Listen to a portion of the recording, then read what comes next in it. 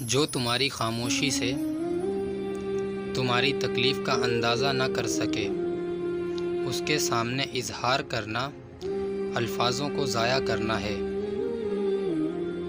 جب دل اداس ہو اور وجہ بھی سمجھ نہ آ رہی ہو تو سورہ رحمان پڑھ لیا کرو، دل کو سکون آ جائے گا۔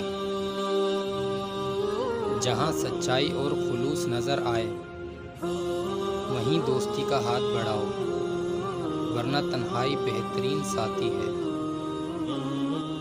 محبت پاک ہونے کی سب سے بہترین نشانی یہ ہے کہ جس سے تم محبت کرو اس سے نکاح کر لو۔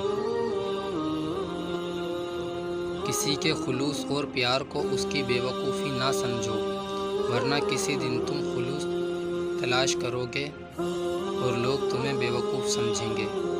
اپنے جسم کو ضرورت سے زیادہ نہ سنوارو، اسے تو مٹی میں مل جانا ہے۔ سنوارنا ہے تو اپنی روح کو سنوارو، کیونکہ اسے رب کے پاس جانا